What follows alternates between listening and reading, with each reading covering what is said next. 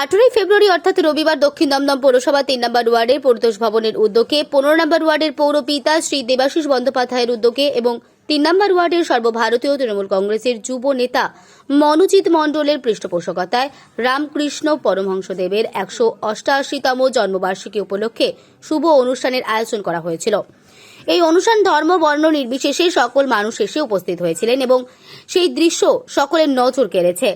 তা হলো একদিন পাড়ার সকলে নিয়ে একটি প্রীতিভোজের আয়োজন করা হয়েছিল। এই সমস্ত কিছু নিয়েই এই দিনের এই অনুষ্ঠানের আলোকময় হয়ে উঠেছিল, আর তার কিছু ঝলক আপনাদের সামনে তুলে ধরলাম।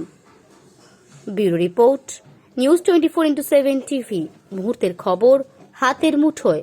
রামকৃষ্ণদেবের 188তম জন্মবার্ষিকী পালন হলো সর্বধর্ম নির্বিশেষে, আর গরিবদেরকে খাওয়ানো পর্যন্ত হলো এত সুন্দর একটা উদ্যোগ।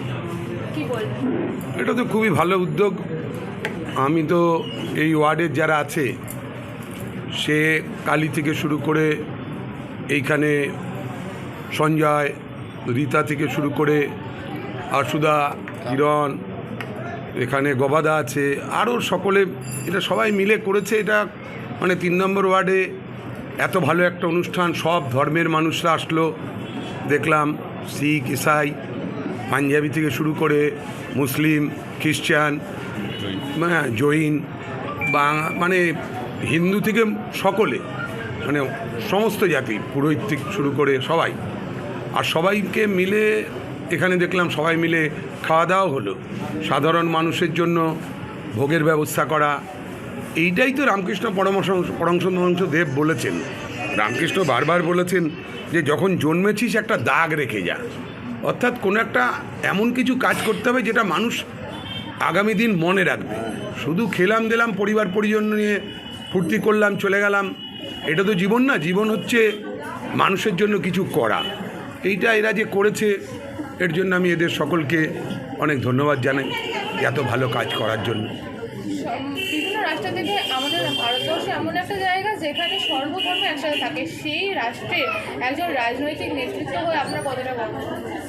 না, আমি দেখুন, আমি ধর্মে বিশ্বাস করি না এটা না, কিন্তু আমি ধর্মে, ঈশ্বরে সব কিছুতে বিশ্বাস করি।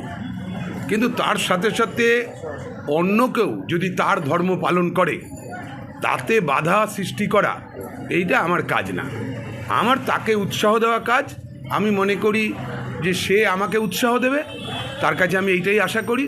আমার কাছেও সে নিশ্চয়ই আশা করে যে আমিও তাকে উৎসাহই দেব। তো এইটা ভারতবর্ষে, বিশেষ করে বাংলায় এটা কিন্তু সম্ভব।